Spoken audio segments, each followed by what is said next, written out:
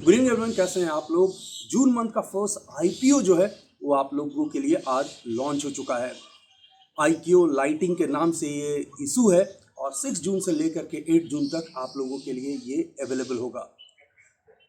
LED lighting solution provider है ये company. आज इस वीडियो में जानने की कोशिश करेंगे कि इसके गिवन फिनेंशियल्स को देख करके क्या इस आईपीओ में हमें अप्लाई करना चाहिए या नहीं। इन सब के बारे में इस वीडियो में बात करूंगा। लेकिन आपने चैनल को सब्सक्राइब नहीं किया है, चैनल को सब्सक्राइब कीजिए, वीडियोस को लाइक एंड शेयर कीजिए और बेल आइकन को जरूर प्रेस कीजिए ताकि हमारे द्वारा पोस्ट किए गए वीडियोस के लेटेस्ट नोटिफिकेशंस आपके मोबाइल पे सबसे पहले पहुंच जाए। कुछ आईपीओ के की डिटेल्स को लेकर के आगे बात कर लेते हैं, फिर फिनेंशियल्स को लेकर के बात करेंगे ताकि डिसीजन लेने में आसानी हो। तो की डिटेल्स तो ये है कि आईपीओ जो है वो आज यानी 6 जून को आ चुका है। इवनिंग में वीडियो बना रहा हूँ लेकिन ऑफकोर्स मॉर्निंग से ही ये अप्लाई करने के लिए अवेलेबल होगा।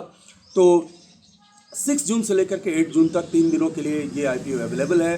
606 करोड़ का फंड्स रेज किया जा रहा है और जो आईपीओ का जो लिस्टिंग होगा वो 16 जून को होगा। और इस आईपीओ का जो लॉट साइज है वो 52 शेयर्स का है। इसका मतलब हुआ कि करीब करीब 15,000 रुपये आपको खर्च करने पड़ेंगे एक लॉट में अप्लाई करने के लिए। 270 रुपये से लेकर के 285 रुपये तक का प्राइस बैंड रखा गया है। एंड ऑफ कोर्स आप एज ए रिटेलर 2 लाख रुपये की वैल्यू के लिए अप्लाई करेंगे तो कम से कम 13 लॉट के लिए आप एक साथ अप्लाई कर सकते हैं। तो ये तो हो गई एक बेसिक डिटेल्स। जरा बात कर लेते हैं कंपनी के कॉर्पोरेट प्रोफाइल को लेकर के। तो कंपनी का कॉर्पोरेट प्रोफाइल ये बताता है कि कंपनी 2016 में बनी है और अक्रॉस इंडिया जो है इसके 4 प्लांट्स हैं। साथ ही साथ ये कंपनी जो है वो अपने पुराने डेट को पूरा करने के लिए ये आईपीओ ला रही है। हालांकि सिर्फ 50 करोड़ जो है वो पुराने डेट को क्लियर करने में यूज किया जाएगा, कुछ कॉर्पोरेट एक्सपेंसेस में यूज किया जाएगा और 212 करोड़ जो है वो यूज किया जाएगा स्पेशली नोएडा में एक प्लांट सेटअप करने के लिए जिसमें डिफरेंट इलेक्ट्रिकल इक्विपमेंट्स की मैन्युफैक्चरिंग होगी। यूँ कहें ये कंपनी बेसिकली ODM के तौर पे जाना जाता है, यानी ओरिजिनल डिज़ाइन मैन्युफैक्चरर के तौर पे। बेसिकली अपने कस्टमर को ये प्रोडक्ट मैन्युफैक्चर करके उनको सप्लाई करती है और जो डिफरेंट कंपनीज है वो इन प्रोडक्ट्स पे अपने ब्रांड्स लगा करके अपने फर्दर अपने क्लाइंट्स को वो प्रोडक्ट्स को सप्लाई करते हैं। तो इसलिए इस कंपनी को ODM के तौर पे ओरिजिनल डिज़ाइन मैन्युफैक्चरर के तौर पे जाना जाता है। आईक्यू लाइटिंग का सबसे खास बात है कि इसका जो एक कस्टमर है सिग्निफाई इनोवेशंस इंडिया, जिसे पहले फिलिप्स इलेक्ट्रॉनिक्स बोलते थे, वो एक्चुअल लाइटिंग प्रोडक्ट्स मार्केट में 50% का शेयर होल्ड करता है।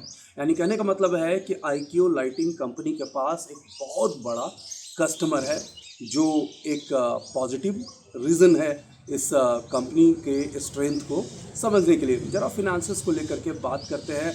तो कंपनी प्रॉफिट्स में चल रही है। क्या प्रॉफिट्स है उसको लेकर के बात करते हैं। कंपनी के प्रॉफिट को लेकर के अगर बात करेंगे तो कंपनी ने FY22 में 28 करोड़ का प्रॉफिट किया। वहीं FY21 में कंपनी ने करीब 20 करोड़ के आसपास का प्रॉफिट किया था। वहीं अगर रेवेन्यू को लेकर के बात करेंगे तो करीब 220 करोड़ के आसपास का जो रेवेन्यू था वो FY22 में है और वहीं FY21 में 159 करोड़ के आसपास का रेवेन्यू था। अगर 2022 में दिसंबर तक यानी 9 मंथ का काउंट करेंगे तो कंपनी ने 34 करोड़ का प्रॉफिट किया है। खास बात तो यहाँ पे ये नज़र आ रहा है कि कंपनी प्रॉफिट मेकिंग है और जिसके कारण ये कंपनी थोड़ी यहाँ पे इस फ्रंट से तो अट्रैक्टिव लग रही है। कंपनी के कुछ पीयर्स ऑलरेडी यहाँ पे लिस्टेड हैं, तो ध्यान में रखिएगा। अगर वैल्यूएशन उनकी अच्छी होगी तो उनके साथ ही आप जाइएगा, नहीं तो इस आईपीओ में आप जा सकते हैं। अंबर इंटरप्राइजेज और डिक्सन टेक्नोलॉजी जो कंपनीज हैं वो इस कंपनी के पीयर्स हैं, तो ये ध्यान रखिएगा। तो फिनांसियल्स तो ठीक ठाक है।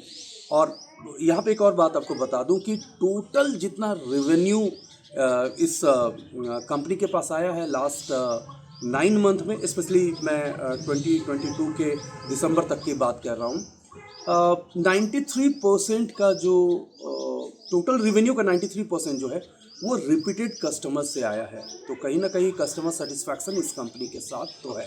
लेकिन रिस्क फैक्टर क्या इस आईपीओ में है, यस, कुछ रिस्क फैक्टर जो है वो मुझे साफ साफ नज़र आ रहा है। सबसे पहला रिस्क फैक्टर तो मुझे ये लगता है कि कंपनी बहुत ही ज़्यादा डिपेंड है कुछ ही बिगर क्लाइंट्स पे। जैसे मैंने अभी बताया था कि सिग्निफाई इनोवेशंस इंडिया जो है वो इसका सबसे बड़ा कस्टमर है।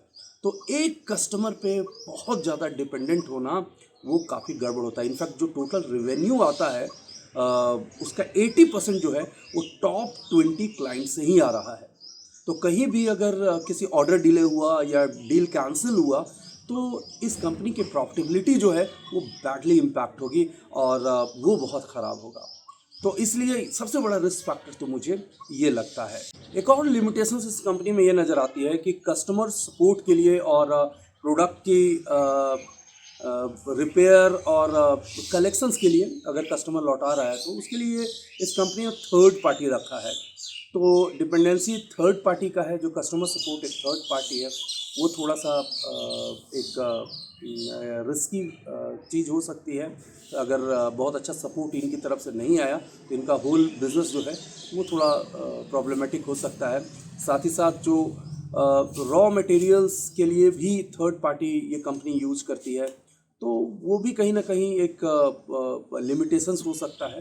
तो ओवरऑल मुझे थोड़ा सा इस कंपनी का जो इंटायर बिजनेस है वो वनरेबल लगता है और जिसके कारण जो है वो मुझे ऐसा लगता है कि इस आईपीओ में बहुत एग्रेसिवली जाना बहुत अच्छा नहीं होगा।